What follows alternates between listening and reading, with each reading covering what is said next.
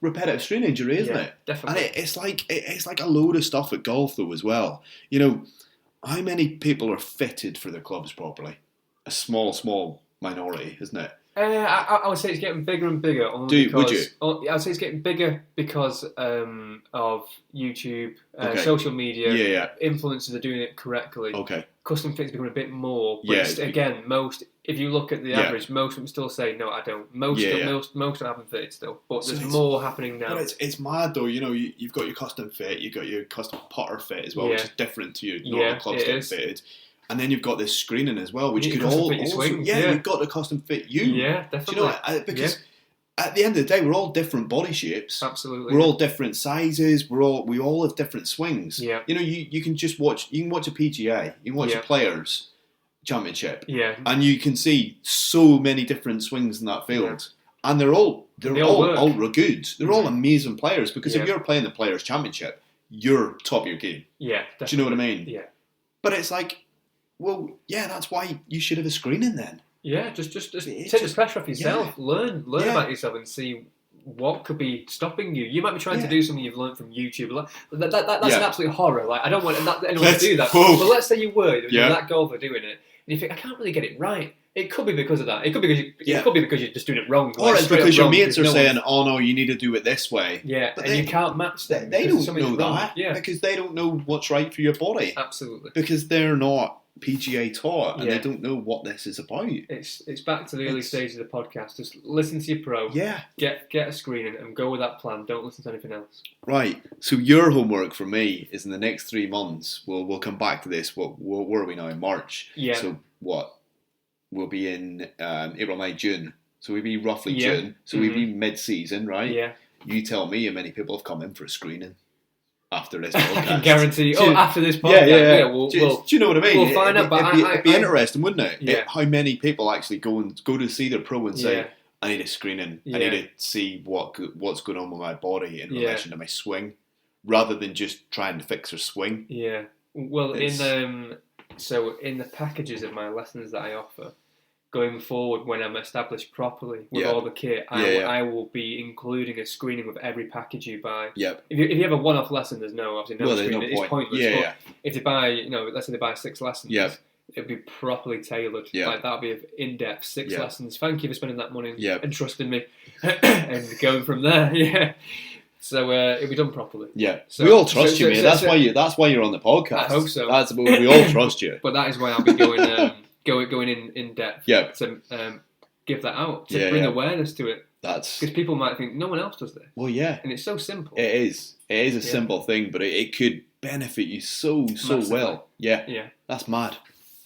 I've learned something today. Yeah. I didn't know about screenings until you told me. Right. Do you know what I mean? Yeah. There's nowhere I've read or nowhere I've heard about screenings. I just thought, TPI. No. TPI. That's said quite a lot. TPI. That's Titleist. I think it's Titleist Performance Institute. I think that's it. Okay. And that's basically Titleist's own version of screening and applying to the golf swing. There you go. Some pros are TPI certified as well, which is a little bit more in depth than what we get as PGA, but it's the same thing. Yeah. That's pretty cool though. It's very cool. It's like that kind of information. Who knows how many people listening to this didn't know that they should probably have a screening. Yeah, but they might learn that they've got an injury without knowing it. Well, this is they might have a really bad limitation. I have no idea about it. Yeah. Like the way your ankles lock. Yeah, I didn't know about it. Never knew. But they might have something going on that they go, well, that's why I can't do that. Yeah. Do you know what I mean? That's mad. Yeah. That is. Well, I've played football for years. Yeah. I played it up until I was 24, so I played it for years and years. And it was played 3 or 4 times a week, and I never noticed kicking a football around. There's a problem there, nothing. That's mad. Yeah. Unbelievable. It just shows you what, all these new things that we now have are really, really beneficial to your golf game. Absolutely, yeah. It's like, there's the old argument, you play golf, you don't have to be fit to play golf. If you want to play golf properly, you do need to be fit. Yeah. You need to be very, very fit. Yeah, you can stand there and hit ball after ball after ball, and you will get decent. Yeah. With no tuition. Just hit the golf ball, but you'll be very limited, and you'll be behind the pack. Yeah. But this is why Tiger started it, isn't it? This is why Tiger took golf to a new dimension. Before Tiger, there wasn't really the physicality, and there wasn't really the gym stuff. That's true. Yeah, you don't hear much about that. Yeah. But it was Tiger that started it. Yeah. Tiger that turned everything around. Yeah, definitely. And it's like, do you know why? He's made golf more athletic, if you can say that. Mm-hmm. I think, anyway. Yeah. Yeah, I would agree. You know, because the people coming after Tiger, you know, you look at the likes of Bryson, who's not a gym freak because he wants the par. Yeah. But you also look at the likes of Rory. Everyone else on tour, there's not many overweight people on tour, is there? They're either a little bit overweight because they don't really care, or they're ripped. Yeah, exactly. Yeah, whereas back in the day, you know, you did have overweight golfers. You know, you did have the smoke. You know, the smoke and the drink and party, absolutely. Yeah. But they could still win majors. You know, look at John Daly. Yeah, do you remember John Daly? Yeah, he was crazy.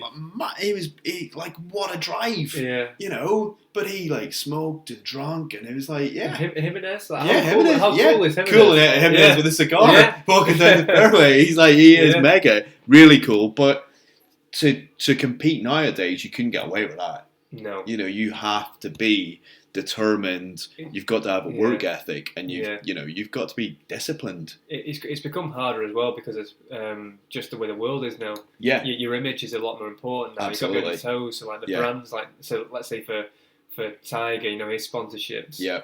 And also there's the kids. Pressure there. Just one thing wrong or something wrong. Completely. He starts smoking on the tee or whatever, you know. Yeah, you're not going to be on the tee with Hamlet cigar or 20 Marlboros, are you? Yeah, you can't. It's not going to happen. So it has definitely changed. Yeah. Cool, but so that's a good one. I'm bit of running, see how we go. Yep. And bit of running, screening, gym work on core, squats and crunches. Yeah. And get to and then from there we then find out what your golfing training involves. Yeah. Because there will be plans put aside for your short game. Like make sure you get this many shots in between this. You cannot leave the screen until you get this many shots in between this area, and putting will all be the same. There'll be goals like that in general. Okay. But your technique is yet to come. Yeah. And also there must be a natural end. Do you know what I mean? Like, not all golfers can get to single figures, or not all golfers can get to, a scratch or whatever. You're laughing, right? I don't know why you're laughing. Oh, but smiling. You're smiling. You're laughing. Anyway, there must be, you say, you can get down to 18, but there must be a natural, you can't get any better than that. Is there? For the majority of golfers? I would say, no. I think it's lifestyle. Well, I don't think the majority. I think there's more that can get to single figures that can't. Definitely. Right. Okay. It's down to lifestyle. You've got a busy job. Yeah. A very busy job. Yeah. You're flying about to the desert every week. Yeah, on holiday. Yeah. Oh, there we go. I wonder when that was coming. So you add that in. Yeah. It eats a lot of the time. Yeah. It does eat time. It does. So you could become down, and your lifestyle will limit you. Your career, your job, your family, it limits you sadly. Yeah. So it depends on how much you can give up for the game of golf. So there we go. Luckily when you start as a kid, you develop that ability at young age with no responsibilities. See, that was my problem. I didn't start early enough. And most people say that. They didn't start. I wish I started earlier. I wish I had started earlier. Most people start, but at time, even when you get into university, you haven't got the time to play. You haven't got the time to play. You don't have the money when you're at university. No, you don't. No, you don't. No. Jesus, I was eating pasta and bacon. that was my staple diet at university. It's like you don't have much money for anything else. And a few cans of Stella as well. Do you know what I mean? Yeah, definitely. So, I say it's lifestyle. Yeah. If you played golf every day for a year, how good would you be? Oh, yeah. You'd be absolutely unreal. You'd be almost... Compared to where you were, you'd be amazing. You'd be unbelievable. Yeah. Unbelievable. So, that goes without saying, doesn't it? Because if you've got the time to do that, that's magic. But unless you have a severe injury, limitation, that's disabling you in some way in playing on the golf course, that may limit you. Okay. Into an ability, but no, I think it's lifestyle. Okay. Or your mindset of being open to change. Yeah. That's a big one. Ooh. How open are you to change and listening to your pro and taking the advice? How open are you to committing? That's been the biggest. Let's do episode 15 on mindset. Really? And open on to mindset. change. Yeah, okay, right, absolutely. Fine. Let's do the next podcast on mindset. Right, because that is mega. I'm reading a really good book on mindset at the minute. Right. So I'll lend it to you if you want before the next pod. To listen to that. Yeah. And okay. yeah, super.